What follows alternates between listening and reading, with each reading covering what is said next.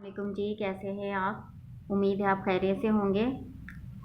जैसे नून साकिन के कुछ कवानीन आपने पढ़े हैं ना, इसी तरह मीम साकिन के भी कुछ कवानीन होते हैं। आज आप इसके 2 रूल पढ़ेंगे इंशाअल्लाह ताला। शुरू करते हैं अल्लाह के नाम से। बिस्मिल्लाहिर्रहमानिर्रहीम। मीम साकिन के बाद अगर बा आ जाए तो इफ़ा मा गुन्ना करते हैं, यानी इफ़ाए शफ़ी करते हैं और साथ गुन्ना भी अदा करते हैं।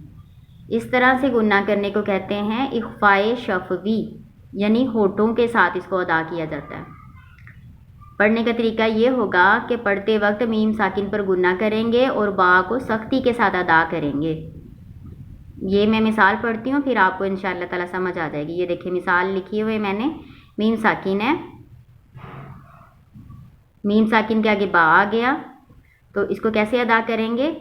मालहुम बि, मालहुम बि, यानी होठों को दबा के रखेंगे थोड़ा सा और साथ फिर बा को सख्ती से अदा कर देंगे। ठीक है। मीम साकिन का दूसरा रूल है कि मीम साकिन के बाद अगर मीम मुतहरक आ जाए तो मीम साकिन को मीम मुतहरक में इदगाम करके गुन्ना के साथ अदा करते हैं। इसको इदगाम शफ़वी कहते हैं, यानी मीम साकिन नहीं फिर पढ़ा जाएगा, जो मीम मुशद्दिद है ना वो पढ़ा जाएगा और साथ गुन्ना भी अदा करेंगे। देखिए मैंने मिसाल लिखी हुई है, ये मीम साकिन है, देखें इसके आगे मीम मुशद्दिद आ गया तो इस मीम को नहीं पढ़ेंगे बल्कि इस मीम को हा के साथ मिलाकर पढ़ेंगे। मिनहुम मा, मिनहुम मा, साथ गुन्ना भी करेंगे और इदगाम भी करेंगे। इसको इदगाम शफ़ी कहते हैं। अब आप पहला सिपारा निकालें और उसमें से ना मिसालें देखें। ये देखें मीम साकिन के आगे बा आ गया तो हम इसको कैसे अदा करेंगे। वमा हुम बिमुमिनीन, वमा हुम बिमुमिनीन। बी को सख्ती से पढ़ेंगे और मुँह को तो आपको पता है झटका देते हैं।